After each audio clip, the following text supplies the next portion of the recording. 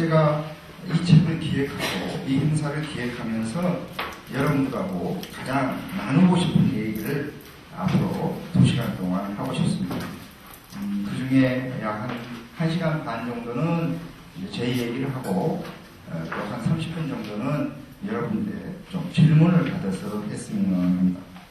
제가 말씀드릴 내용은 87페이지에 나와 있습니다. 87페이지 책을 펴놓고 함께 공부해 보겠습니다.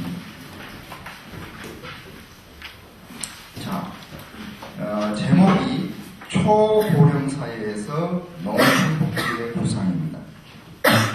자, 제목이 고령 사회에서 농촌복지의 구상이 아니라 초고령 사회에서 농촌복지의 구상이라는 점을 꼭 좀 기억해주시기 바랍니다. 제가 한 5, 6년 전입니다. 전남 공무원교육원에서 저에게 사회복지 현안에 대해서 강의를 해달라고 해서 제가 당시에 초고령 사회에서 농촌복지의 모색이라는 원고를 써서 보내드렸습니다. 그랬더니 자료집을 보니까 초자를 빼고 고령 사회에서 농촌복지 구사 모색이라고 마음대로 고쳤더라고요. 그래서 아니 제가 원고를 쓸 때에는 초고령 사회라고 썼는데 왜 초자를 빼버렸습니까? 그랬더니 그분이 오자인 줄 알았습니다. 예, 오자예요. 그랬더니 요즘 우리 국가에서 저출산 고령사회 대책을 세우고 있지 않습니까? 저출산 고령사회 대책을 세우고 있는데 이용규 교수가 초고령사회라고 쓰니까 이게 좀 오자인 줄 알았대요. 그래서 대한민국의 정책은 저출산 고령사회가 맞지만 전남의 정책은 초고령사회 대책이어야 된다 라고 제가 이제 설명을 했어요. 그랬더니 그러면 놔두고신지 그렇네요. 놔두셔야지.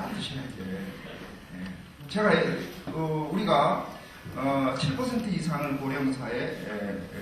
고령화사회, 14% 이상을 고령사회, 그리고 20% 이상을 초고령사회라고 하는 것은 알고 있잖아요. 그러시죠? 예. 자, 그런데 쉽게 말씀드려서 이렇습니다. 지금 한국은 현재 10.7%이기 때문에 10.7%가량이 노인 인구입니다. 아까 물어봤죠? 몇 퍼센트쯤 되냐고. 10.7%니까 이게 2009년 통계니까 2010년 지금은 이제 11%가량 되게 될 겁니다.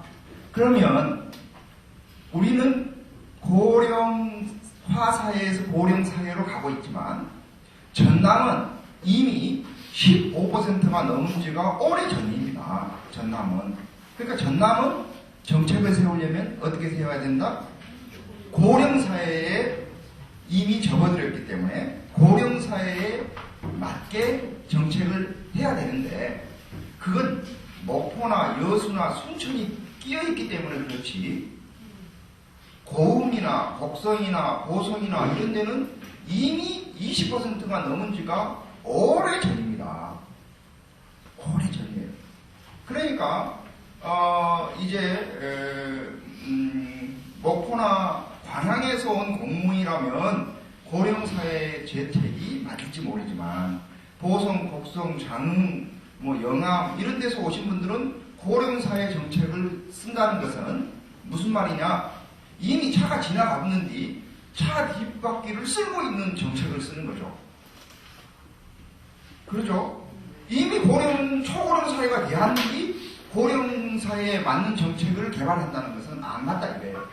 그래서 제가 제안했던 것이 이제 초고령 사회에 맞는 복지 정책을 구상해야 된다.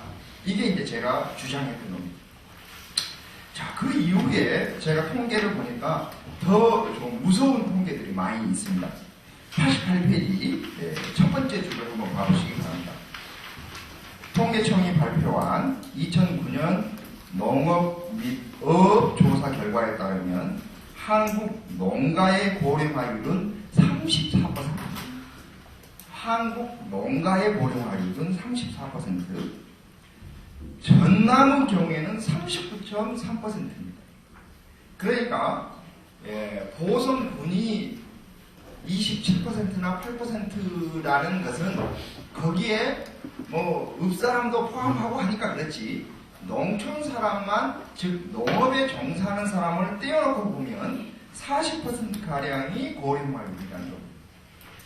이것도 제가 보기에는 제 고향 마을에 가면 틀린 것 같아요.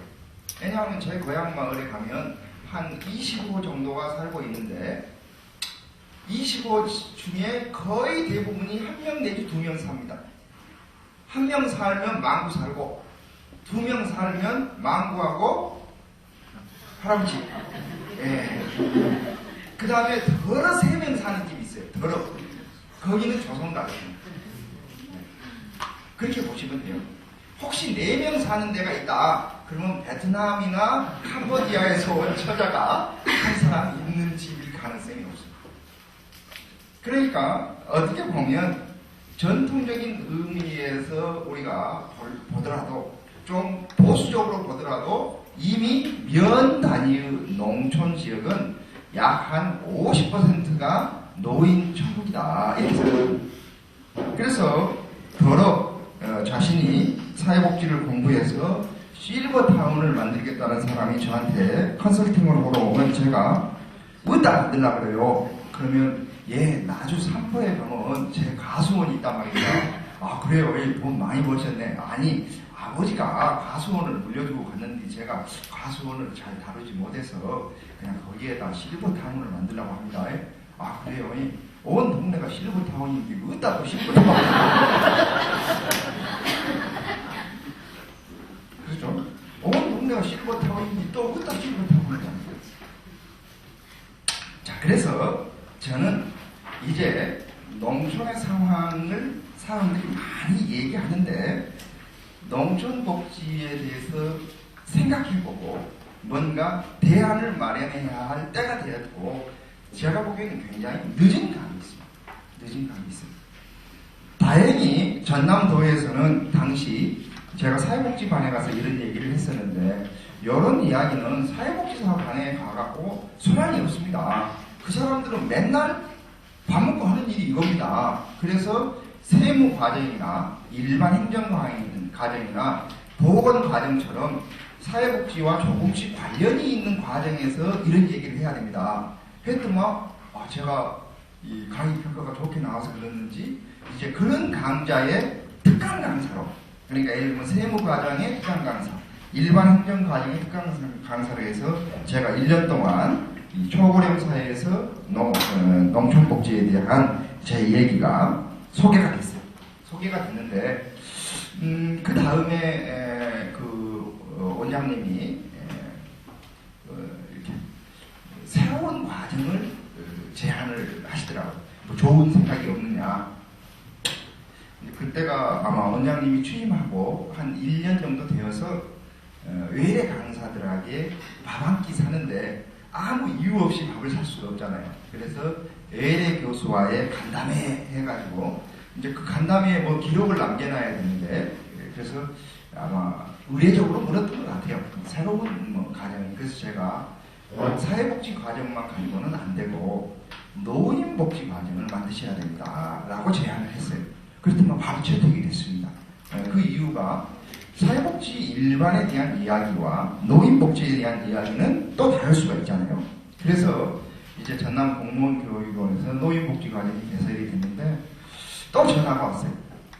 근데 누가 강의를 해야 됩니까? 그래서 제가 이 사람 저 사람 몇 분 소개해드렸는데 계속 더 없냐고 그러더라고요. 그래서 이제 전문가들은 제가 다 알려드린 것 같습니다. 그래서 저희 대학의 우리 정사영 교수님이랑 함철호 교수님이랑 다 추천을 해드렸는데 그래서 왜 나를 안 추천하냐 이거예요. 그래서 저는요 학교에 가면 청소년 복지 전문가라고 알려져가지고 제가 노인복지 강의한다면 쫓겨날 겁니다. 그랬더만 기획을 했기 때문에 저한테 한강대 꼭 맡아달라고 해서 제가 1년 동안 다 강의를 한 적이 있습니다. 그때 제가 많은 공무원들을 만나서 제가 공직자들에게 그런 이야기를 했습니다. 여러분들이 군청이나 혹은 묵사무소, 면사무소에 가면 주사님이지만 해당 분야 업무에 있어서는 여러분들이 대통령하고 다를 바 없습니다. 많은 사회복지를 하시는 분들이 공무원이 바뀌면 세상이 바뀐다라고 생각하고 있습니다. 근데 제가 보기에는 여러분들이 바뀌어야 복지가 바뀔 수 있습니다. 라고 하면서 제가 그분들에게도 많은 아이디어를 드리고 또 그분들로부터도 제가 아이디어를 굉장히 많이 받았습니다. 어떻게 하면 농촌의 복지를 변화시킬 것인가. 자, 아마 농촌복지의 필요성에 대해서는 여러분들 중에 한 분도 부정하는 분이 없을 겁니다. 그러면 농촌복지를 어떻게 할 것인가 하는 것에 대한 저의 생각을 말씀드리고 또 여러분들의 의견도 들었으면 합니다. 우선 저의 생각은 이렇습니다. 우리는 무슨 사업을 한다면 제일 먼저 계획을 세웁니다. 예를 들면 농촌복지, 아마 현재 우리 정부에도 농어촌복지와 관련된 계획이 두 가지나 있습니다. 농어촌복지에 대한 계획도 있고 삶의 질과 관련된 계획도 있습니다. 자, 그러면 뭐 그것만 있습니까? 또 지역사회 협의체가 중심이 되어 하는 지역사회 복지 계획도 나오고 또 그것만 있습니까? 보건도 관련 계획도 나오고. 자, 그래서 계획이 나오면 그 다음에는 뭐 하냐? 그럴듯한 건물을 짓습니다. 예를 들어서 지역사회의 복지가 좀 안 되는 것 같습니다. 그러면 지역사회 복지관을 짓습니다. 왜 청소년 사업은 안 됐다요? 그럼 청소년 수련관을 먼저 짓습니다. 노인복지가 안 됐다요? 그러면 노인복지 시설부터 덜큰 짓습니다. 자, 그런데 지금 농촌 지역에 있는 많은 건물들 봐보세요. 그 중에 제가 보기에는 대표적인 건물 중에 예를 들면 2004년 무슨 부 지원 사업 창고 하나 있고 무슨 부 지원 사업 해가지고 농기계 보관 창고 하나 있고 또 무슨 지원 사업 해가지고 저원 창고 있고 또 무슨 지원 사업 해가지고 또 무슨 가공 하는 시설 만들어져 있습니다. 한번 여러분들 들어가 보시기 바랍니다. 건물 짓는데 수억이 들어가고 그 안에 저원 저장 청구 같은 경우에는 기자재만 해도 억대가 들어갑니다. 그런데 1년 이상 제대로 가동된 건물들이 거의 없습니다. 왜냐하면 솔직히 저원 창고 만들어 봐야 저장할 것이 없습니다. 저장해갖고 전기세가 나오는 것이 거의 없어요. 그러니까 지을 때는 그냥 열심히 지어놨는데 영수증 처리하고 사진 찍고 보내보면 끝입니다. 그 다음에 어떻게 운영되는지는 잘 몰라요. 아마도 농촌지역에서 30년 이상 사신 분들은 과거 한때 모든 동네마다 새마을회관이 있었던 거 기억하실 겁니다. 근데 그 새마을회관에 누가 새마을 회의를 하냐? 서생원들이 모여서 회의를 해요. 그러니까 한 30년 지나면 보기 싫고 흉측하고 쓰레기만 있으니까 다 부셔봅니다. 근데 한때 우리는 회관을 얼마나 많이 지어졌겠습니까? 그래서 저는 우리가 농촌복지를 할 때에는 뭔가 지금까지의 접근 방법과는 달라야 된다. 그런데 제가 보기에는 자칫 잘못하면 건물 지을 가능성이 대단히 높습니다. 아마도 자치단체 장의 입장에서는 건물 하나 이렇게 지어놓은 것만큼 가시적인 성과가 없을 것입니다만 그 건물을 어떻게 운영할 것인가에 대한 노하우는 없을 뿐만 아니라 그 건물을 유지하고 하려면은 사업비가 필요하고 사람이 필요한데 그 사업비나 인건비에 대해서는 별 생각이 없습니다. 지어놓고 말할 뿐입니다. 그나마 제가 보기에는 지어놓고도 주민들이 꾸준하게 사용하는 것은 우산각하고 경로당인 것 같습니다. 여름에 우산각 이용하고 겨울에 경로당 이용하고 자, 그런 점에서 저는 농촌복지를 하고자 할 때 제일 먼저 생각해야 되는 것은 농촌복지를 어떻게 체계적으로 세울 것인가 하는 것에 대한 고민이 필요하다는 것을 강조하고 싶습니다. 그 고민의 일단이 표로 정리된 것이 99페이지입니다.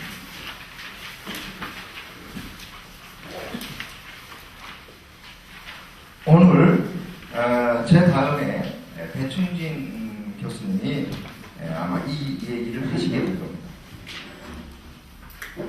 한국의 그동안에 그 농촌과 관련된 많은 정책들은 별로 없었다 이렇게 주장을 합니다. 즉 농업 정책은 있었지만 농민 정책이나 농촌 정책은 별로 없었다 이런 얘기입니다. 아마 저처럼 어린 시절에 통일비를 먹고 자란 세대의 경우에는 한때 그런 기억이 납니다. 제가 지금도 제일 뚜렷하게 기억나는 것이 70년대 말이나 80년대 초쯤 되지 않을까 싶은데 길가에다가 모내기를 하기 위해서 모판을 만들어 놨습니다. 그런데 어느 날 갑자기 명 직원들이 와서 밟아버렸어요. 물론 다 밟지는 않고 그 길가에 조금 한두 등만 형식적으로 받고 가긴 했어요. 이 양반도 미안스러우니까. 뭐냐면 왜 통일별을 안 하고 일반별을 심여 그것도 찾길가에서. 저희 마을이 또 찾길가에 있었습니다. 어느 날 갑자기요 이웃집 이형을 날개를 엮어놨는데 누가 낫으로 치고 가버렸어요. 왜 슬러티 안 이어? 슬러티 열라고. 슬레이트 지붕 열라고 날개를 그때는 그런 시절이었습니다. 그때는. 그러니까 이분들이 생각하는 것은 농업정책입니다. 농업정책, 증산정책 이런 데에는 관심이 많았지만 농민들의 삶의 질이나 농촌의 구조적인 변화 이런 데에는 별 관심이 없었던 거죠. 자, 그러다가 최근 들어서 농민과 농업, 농촌에 대한 정책의 중요성이 강조가 되고 있습니다. 혹시 최근 들어서 지구온난화 같은 얘기들이 많이 화두가 되고 있습니다. 그러면 지구온난화 중에 제일 많이 말이 되고 있는 것 중에 하나가 북극이나 남극에 눈이 녹는다든지 또 예를 들면 사막화가 이렇게 계속되고 있다든지 그래서 우리나라의 지금 황사현상도 늘어나고 있다. 이런 이야기들입니다. 만약에 우리가 농사꾼들이 농사를 제대로 안 짓는다. 그러면 우선 굶어 죽게 되지만 나중에는 그 논이나 밭이 황폐화되면 황무지로 바뀌게 되면 이제 기온이 상승하게 되겠죠. 이런 문제. 그래서 물 부족이 되고 결국은 사람 살기 어려운 그런 조건으로 바뀐다. 이런 얘기들을 해요. 그러니까 농업이 혹은 농민이 농촌이 있는 것은 지구의 생명을 살리는 일이다. 이렇게 얘기하고 있습니다. 자, 그런데 제가 몇 년 동안 외국을 좀 다녀보니까 농업 가지고 외국과 경쟁하기에는 참으로 좀 힘들겠다라는 생각이 들었습니다. 우선 우리나라 사람들의 지금 농가의 평균 재배 면적이 아마도 한 3,000평에서 5,000평 가량 될 겁니다.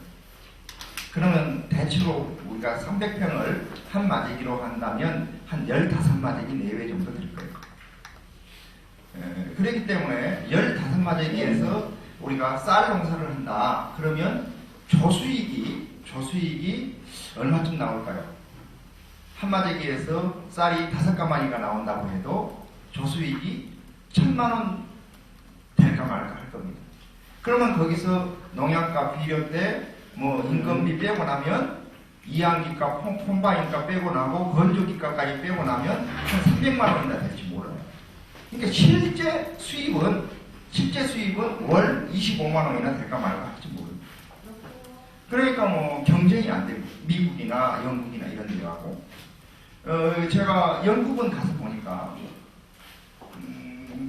우리로 말하면 그냥 조그마한 마을 하나 정도가 있을 만한 농토에 집 한 채 있습니다. 농사꾼들이 이런 모습이 보이지 않습니다.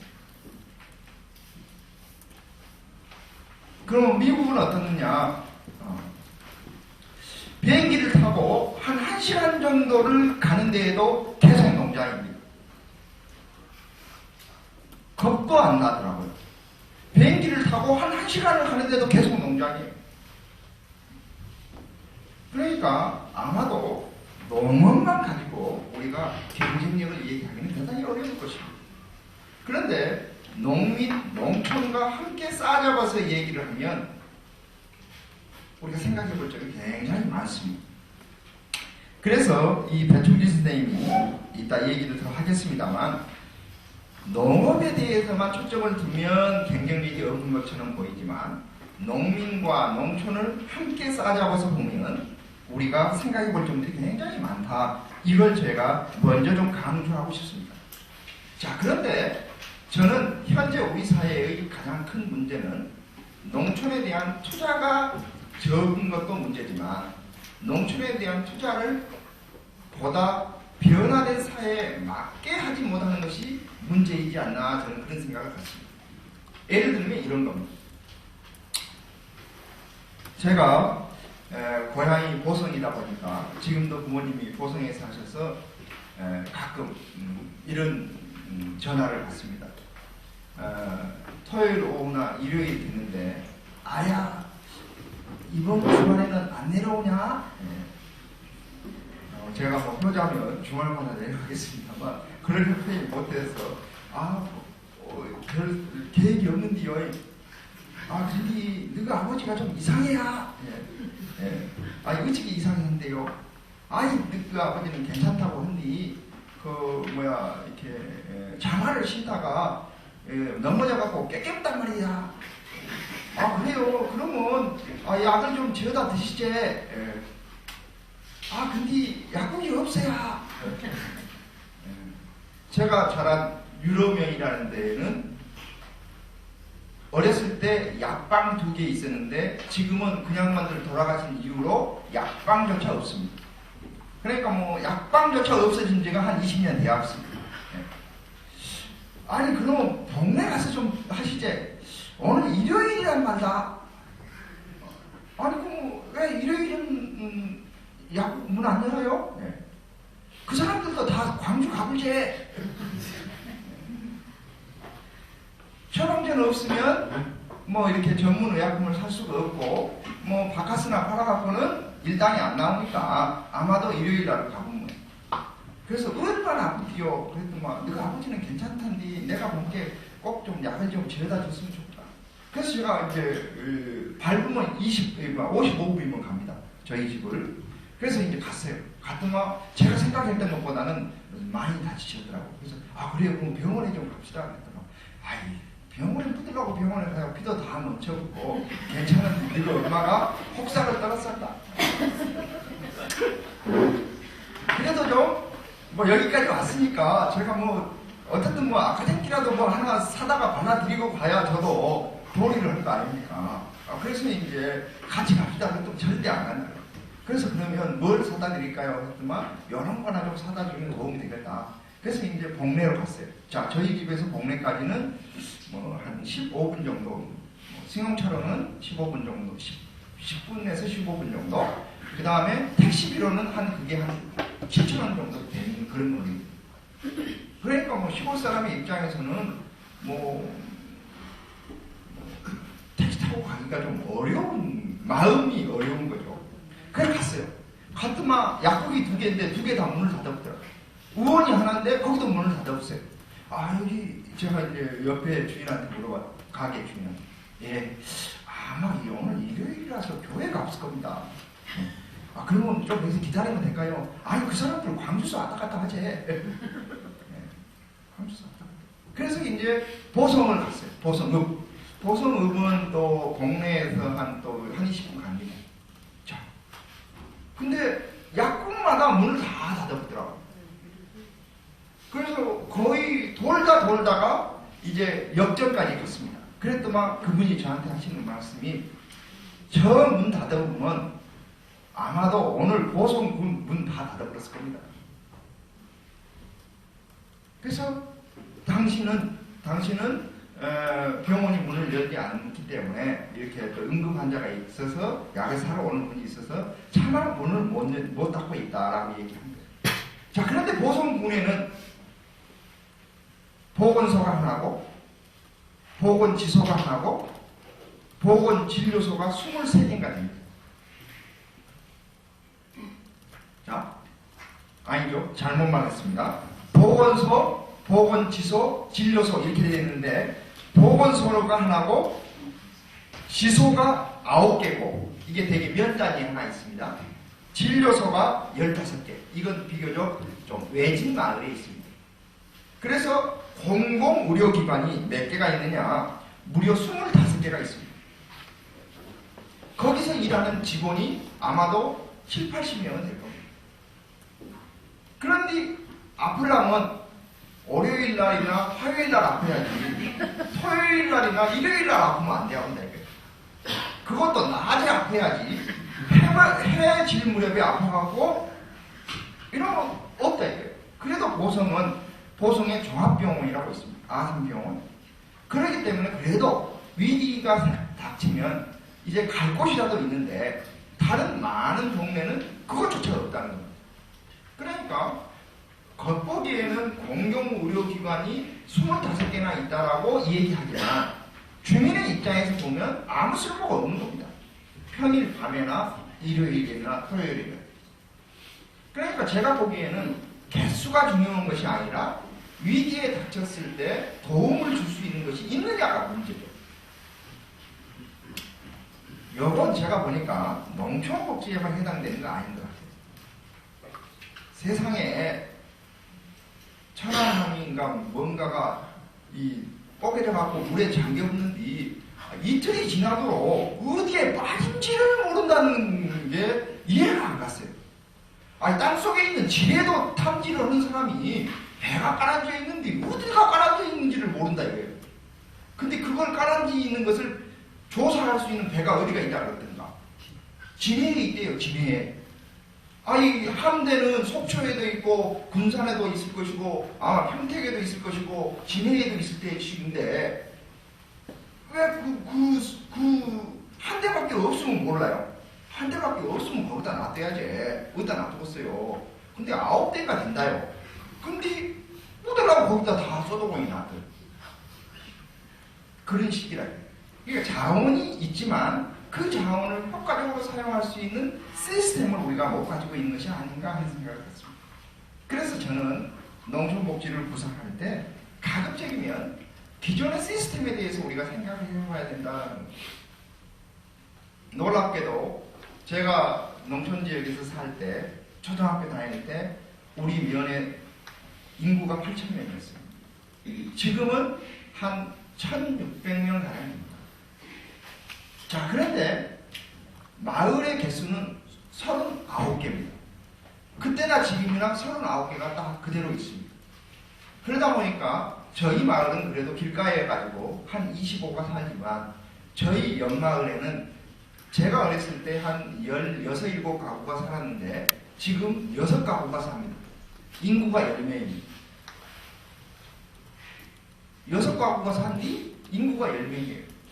그러니까 한 집에 한 명씩 살고 어떤 집에 겨우 2명 있고 그러는 겁니다. 그런데 그 동네에도 농로 관리해야 되고 그 동네에도 수도 관리해야 되고 그 동네에도 뭘 관리를 해야 되겠죠. 그러니까 어떻게 보면 인구에 비해서 관심을 가져야 할 일들이 굉장히 많은데 그 일의 대부분은 저는 복지라고 봅니다. 자, 그런데 우리는 그렇게 생각하지 않는 것 같아요. 행정체계는. 자, 예를 들면 이렇습니다. 여러분들이 읍면동사무소에 가면 제일 먼저 만나는 담당자 중에 어떤 분들이 생각이 납니까? 읍면동사무소에 가면 민원 담당, 그러니까 민원실에 가면 그 창구가 쫙 있지 않습니까? 뭐 담당, 뭐 담당. 뭐 담당이 많죠? 호적 담당. 좋습니다. 호적 담당. 옛날에 호병대장 하면 셌습니다. 호적 담당. 또요. 등초범 발급하고 하는 분. 자, 인감증명 같은 거 하는 분. 민방위 하는 분도 있죠. 복지 담당하는 사람.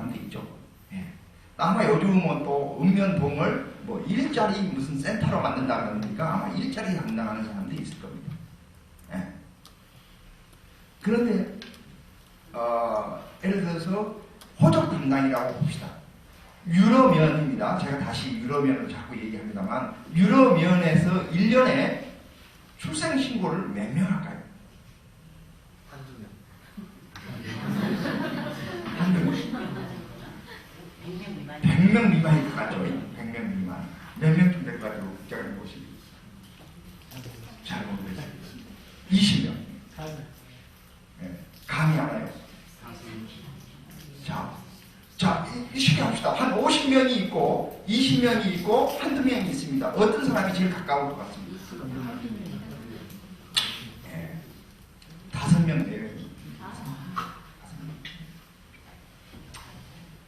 1년에 5명 내라는 것은 평균 잡아서 쉽게 말해서 2달에 한 건이라는 겁니다. 2달에 한 건인데 그건 뭐 담당자가 얼마나 필요하겠어요. 그냥 다른 일 하다가 그 양식 하나 뽑아갖고 주면 되지. 그리고 뭐 호적신고를 왜 호적신고를 동사무소 와서 해야 된다요? 저희 집에서 하면 안 된가? 왜 그죠? 대학교 등록도 저희 집에서 다 해보고 수강신청도 저희 집에서 다 해보니 그 다음에 그러면 믿을 수가 있느냐 이런 것이 문제거든요. 그걸 왜 그러면 동사무소에서 해? 산부인과 병원에서 하면 되지. 산부인과 병원에서 애 낳았다라는 것을 쟁면제 사인을 하고 그 사람이 우리나라 지금 병원에서 출생률이 몇 퍼센트냐? 99%입니다. 새로운 아동의 출생을 병원에서 하는 경우가 99%입니다. 의료보험 처리 다 해도 되니까. 그리고 미국은 다 산부인과 병원에서 그냥 써보면 끝입니다. 왜 우리는 그거 못해요? 왜 그걸 동사무소 해야 되죠? 제가 보기엔 그렇다 이거예요. 변화에 대해서 우리가 민감하게 따라가야 되는데 구닥다리 일은 계속 가지고 있고 새로운 일은 계속 늘어나고 그 다음에 각종 등초원 민원 근데 뭐 내려고 하면 등초원 내라 그러잖아요. 무슨 뭐 요즘은 가족 관계 관계부 등본 뭐 이런 것까지 내라 그러더라고요. 예를 들면 사람 한 명만 뽑는데 서류를 다 받습니다. 결국 한 명 뽑거든요. 근데 왜 그걸 내라 그래야 되냐 이거예요. 제가 보기에는 그것이 본인인지 확인하고 싶다. 그러면 면접할 때 주민등록증 까냈고 그거 보면 끝나는 거 아니에요?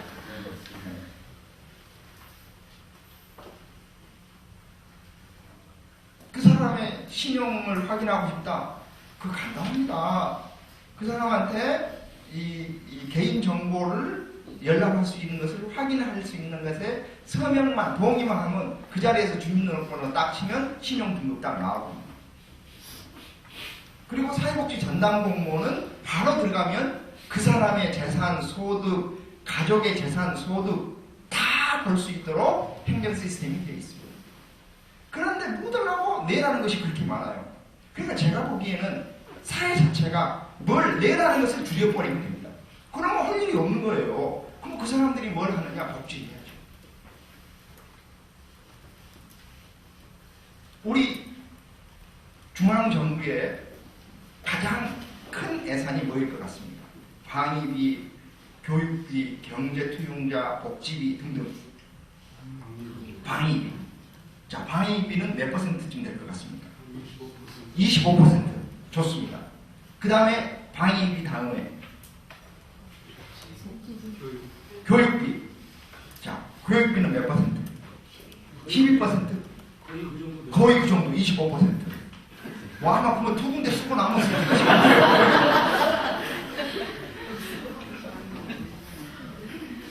자, 국방비가 현재 12 내지 13%. 12 내지 13%. 국방비. 그러면 복지비는 몇 퍼센트가 될까요? 7, 8%. 또 복지비는 23%. 많이 올랐습니다. 많이 올랐어요. 네. GDP가 예를 들면 1년에 50조라고 합시다. 그러면 그 중에 그 이지스 함이라든지 천안호람이라든지 이런 그 무기를 사는데 몇 퍼센트 가량 쓸 것 같습니까? 40%. 40%. 그보다 좀 더 쓸까요? 더 쓸까요? 덜 써요? 더 써. 예. 몇 퍼센트 정도 써? 50% 좋습니다. 자, 혹시 덜 쓴다고 생각하시는 분은 없습니까? 예, 몇 퍼센트?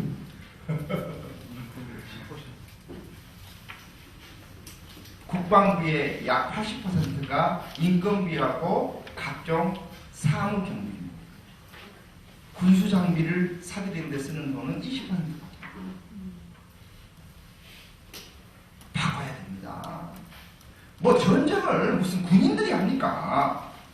보병이 전쟁 안 해요. 이제는 다 이지스 하면서 컴퓨터로 해가지고 다 그냥 숫대만 만들어 놓고 그 다음에 보병이 들어가는 거거든요. 그래서 미군도 보병이 그렇게 많지 않습니다. 우리도 빨리 군인수 줄여야 돼요. 그리고 군 무기를 현대화하는 게 중요하죠. 마찬가지로 저는 지금 현재 농촌복지를 우리가 얘기할 때 많은 사람들은 농촌에서 사회사업을 하는 사회복지를 하는 사람들만 생각하기가 쉬운데 제가 보기에는 왜 8천에서 1600명으로 인구가 줄어들었는데도 그 20년 동안 면사무소 2층, 지서 2층, 보건소 2층, 조합 2층 다 건물만 올라갔다 이 건물만. 그리고 모든 2층은 사무실입니다. 그리고 사무실을 만들 때마다 크게 만들어요. 예, 여기서 회의도 하고 주민잔치도 하고 가끔씩은 예식도 한다고. 예식을요, 신부가 없어서 해서 예식을 못하대. 뭔 예식장이 없어서 예식을 못하는지. 그러니까 제가 보기에는 투자를 할 때 우리가 어디에다가 투자를 해야 될 것인가를 잘 모른다는 거예요. 그런 점에서 저는 여기 계신 분들이 관심을 가져달라는 겁니다. 그러면 왜 그러느냐? 왜? 그 이유는 자활센터에서 제가 예를 들면서 잠깐 쉬었다 하겠습니다. 왜 그러느냐? 자, 자활이 강조가 됩니다.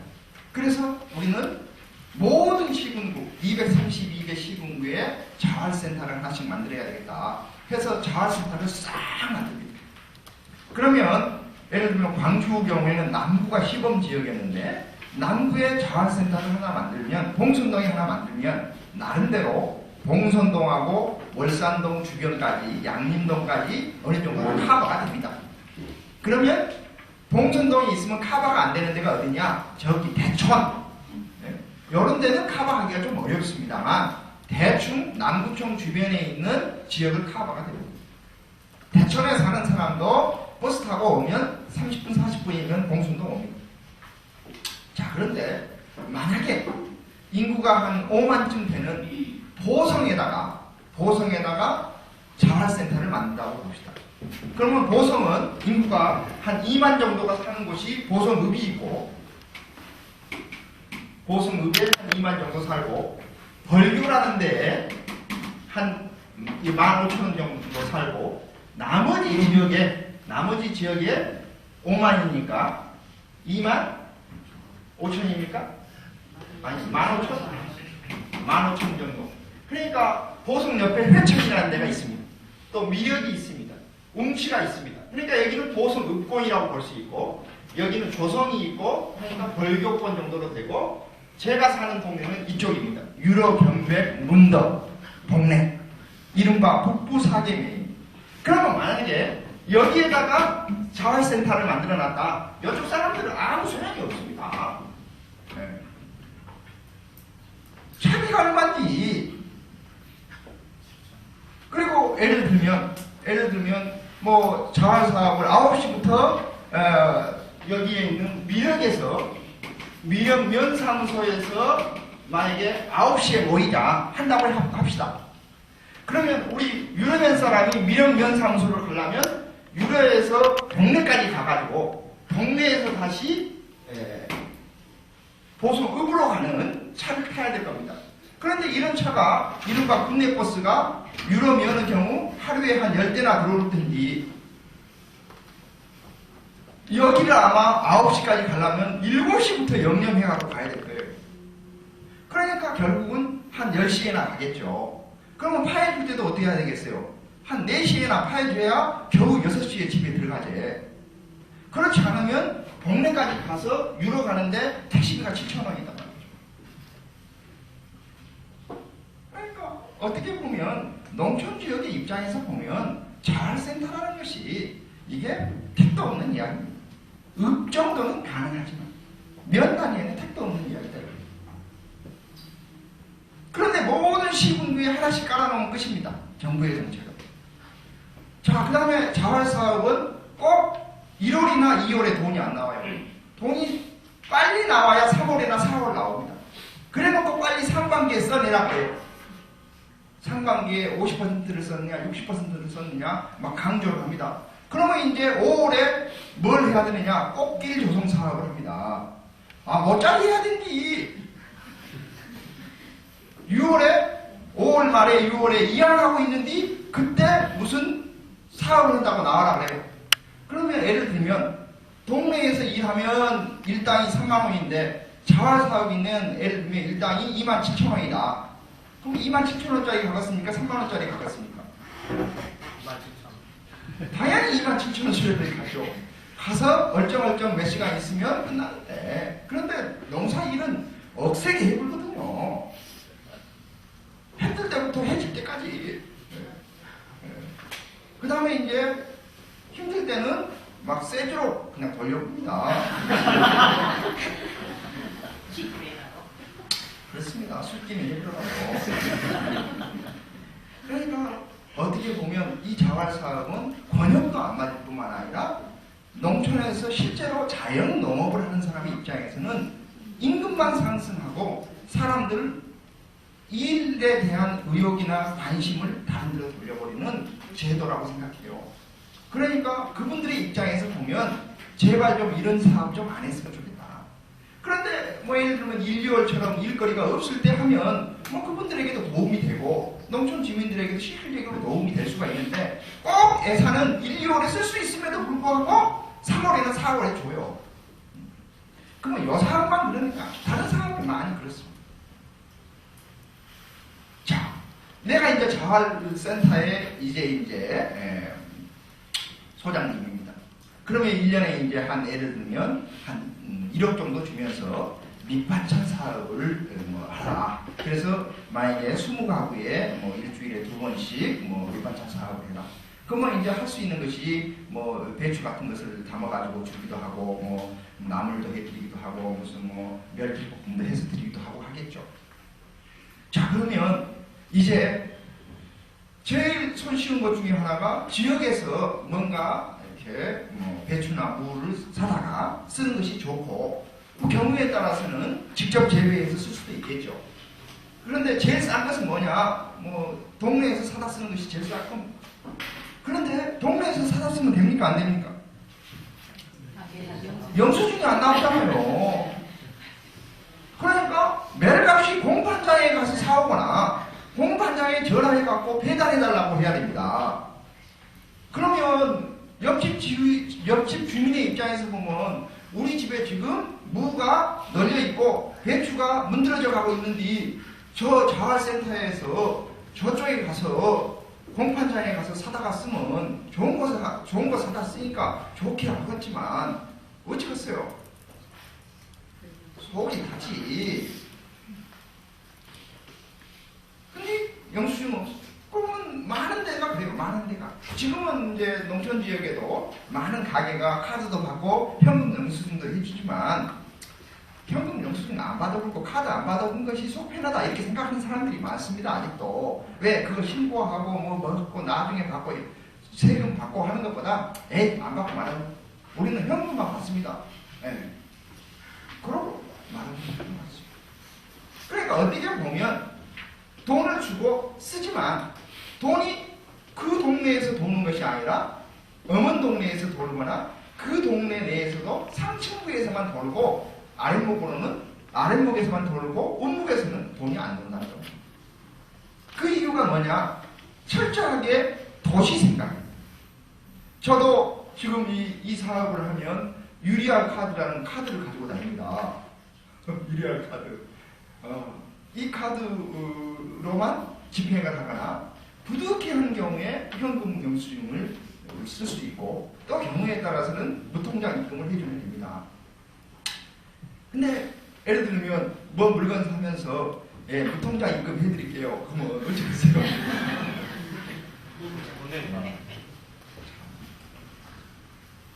우리는 그게 익숙해 있습니다. 저는 엄청 익숙해 있어요.